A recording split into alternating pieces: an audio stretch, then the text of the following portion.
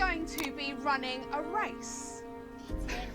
However, your starting position in this race will be decided by the answers to questions that we are going to be asking you. Sorry, what? It's a joke. Yeah, you would think it was a joke. I mean, you wouldn't go ask people a bunch of, say, I don't know, physics questions and then be like, okay, we're running a race. We have a bunch of athletes over here who are sprinters or long-distance runners, and we're going to give priority to the people who can answer all these physics questions. How many of those sprinters or trained sprinters or professional sprinters, competitive sprinters, are going to be trained physicists too? Not very many. So the physicists are going to have a huge advantage. And if any of them have any athleticism, then they're probably going to win the race, depending on how long it is. But no, of course, this is not about anything as neutral as physics. It's all about race and gender and how evil it is to be white. You evil whiteys out there causing all the problems in the world. You know, I'm one of them. I'm an evil whitey and causing all these problems. Man, I'm also male. I just can't win. I'm just the worst human being ever, aren't I? So anyway, welcome back to my channel. Please remember to like, comment, share, subscribe. Please watch the video to the very end. That does seem to help the algorithm quite a bit. I have been invited back onto the Terrence Pop program. That should be happening sometime in the next few weeks. I don't have details yet, but I thought I would throw that out there so everybody can be prepared for that show to air. And I do want to thank everybody for stopping by and supporting the work I do on this channel. Maybe I'm not your favorite presenter, but you know, I can only get better if I have something to strive for, and that's you guys out there who are supporting me. So thanks again. Let's get into this video and see what it's all about. It is intended to explore how society favors one race over others. You mean Western society? Because if you go to Asia, you're going to see a lot of Eastern Asian people there, and they get priority over the non-Asian people, no matter what race they are. That's kind of how it works. And you might be saying, well, you know, the white people went to Africa and they like took over. That's evil. Yeah, well, that's the Africans' fault. You know, a dominant group of people cannot be subverted by a minority group of people unless they're inferior in some way. And in this case, it was technological inferiority that was presented by the Africans. I mean, using sticks and stones versus swords and guns. Don't know what to tell you there. It's really obvious which one's going to win. People often confuse white privilege with being wealthy or being rich, and it isn't about that. What it's about is the absence of having to live with the consequences of racism. You do not have to live with racism. Just go back to a country that is, you know, the majority your race. It's that simple. Nobody's crying about how many black people are living in Vietnam. Nobody. Nobody's crying about how many Hispanic people are living in the Middle East. Nobody's crying about how many white people are living in Africa. But oh my God, you in the Western world, how dare you be racist against us? It's not fair. You're mean to us. Well, go someplace where you're the majority then. I don't know what to tell you. I mean, I don't have an option of going anywhere except for Eastern Europe, and that's being overrun by Russia right now. Because, yeah, Russia is majority white, but believe me, that is not a place anybody wants to live. If the question applies to you, you will take a big step forward. If the answer to the question doesn't apply to you, you stay where you are. I better win, man. Oh. Okay, make sure you're on the start line. I see some. That was interesting. We had a black girl there going, I bet you win. Oh, almost as if, you know, this racism thing is this construct of these progressives. This black girl thinks that, hey, I'm going to get asked these questions that are going to apply to me and I'm going to be able to move forward. Not knowing that these questions are all rigged. They're rigged to make white people look good or, you know, make white people look bad in their eyes and then make black people look good because black people are going to be oppressed. Some cheaters already. Yeah, feet behind the line. If English is your parents' first language, take a step forward. You gotta be kidding me. Oh my God, the language you speak that's so unfair that your parents don't speak the same language. Well, maybe they shouldn't have come here from another country. You know? But I don't know what to tell you. Speaking two languages is a huge benefit in many cases. I don't speak two languages, but I speak English, therefore I'm better than everybody else who doesn't speak English as a native. Okay, yeah, whatever. Ridiculous. Oh, yeah. If you have ever been the only person in the room of your race, take a step backwards. All right, well, that applies to me. That's happened to me on more than one occasion, so I guess I got to take a step backwards now, even though I'm an evil whitey. Little test is failing. For God's sake! If you've never been asked where you come from, take a step forward.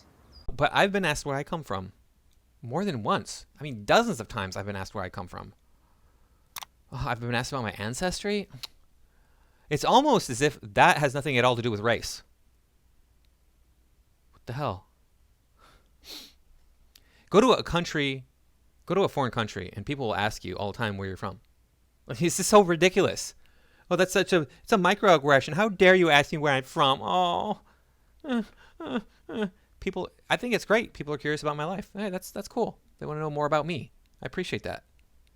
If you've never had to be worried about your family being stopped and searched, take a step forward. All right, well, here's the deal. In the United States, that's illegal. So maybe it's different in England, because this apparently is in England. They all sound like they're English kids. Yeah. I don't know what to tell you about that. I have been stopped by the police. I have been in a situation where it's like, hey, we're having a checkpoint over here. Do you mind if we search your car? If you do mind, then just stay in this left lane. Otherwise, pull over into the checkpoint and we'll search your car. It's like, yeah, I mind. I'm not going to let you search me. I have been asked to be searched by some idiot who thought I stole something from him. Like, you're ridiculous. You saw where I was sitting the entire time I was in the building. I didn't move from that spot other than when I came in and when I left. You think I stole your stuff? Okay. But people are stupid in California, so hey. Worried about if people ask me to stop and search? The divide widens, and the inequality of their position becomes clear. This is just like not fair now. Farah, none of us are white. None of us are white. Yeah, but we could ask different questions like, hey, are you more likely to get melanoma? And then, depending on the color of your skin that's gonna put the white people at the back. Are you more likely to get, I don't know, special treatment? Last time I checked, there's no United Caucasian College Fund.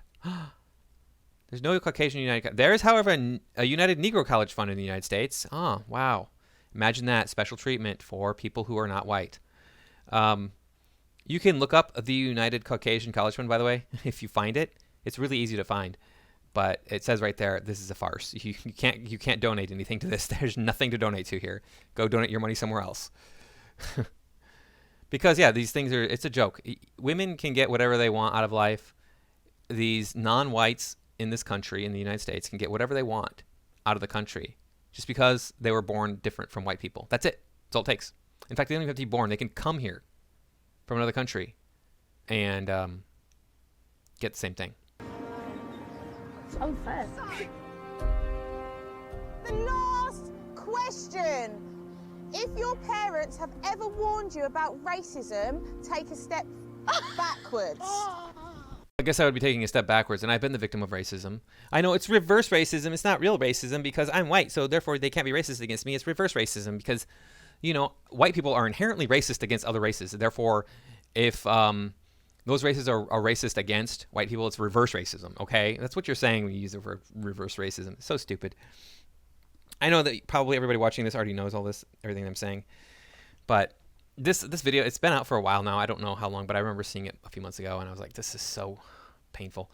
And we're going to talk about some more recent stuff as we get to the end of the videos. And there's some recent news that I wanted to bring up that is going to probably upset a lot of you. So get ready for that. If we were about to start a race, is this a fair starting No. point for us all? No. Makai. This is 100% fair because you asked stupid questions. And you all played along with it. And you could have lied. You could have lied about your answers. You could have been like, I'm gonna just take a step forward on every single one of them. Or I'm not gonna take a step backwards on any of them or something like that. It's all in your mind what you think, what you are perceiving here anyway, for the most part. These kids here, probably, they're exaggerating the negatives and they're downplaying the positives. Henry, how are you feeling being right at the very front?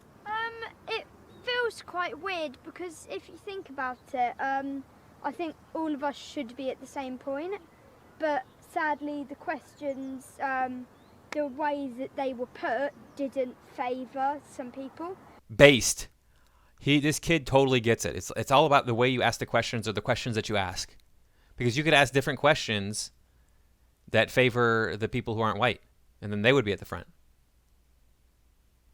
You know? It has nothing to do with what is actually happening in society. It has to do with your perceptions and then the questions you ask based on those perceptions. Which I think is quite unfair.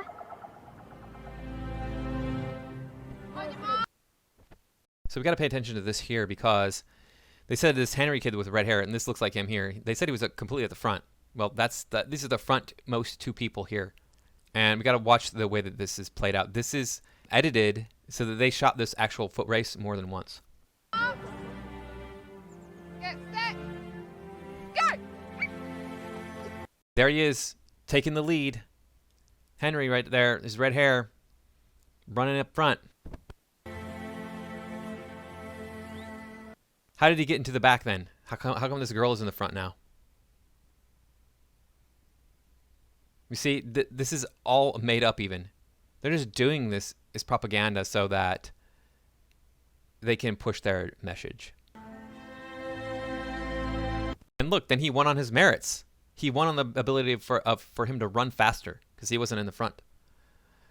More so than on his, because here's the girl that was way in the back, right? These two girls right here, the black girls. Where's the black boy? I don't see him.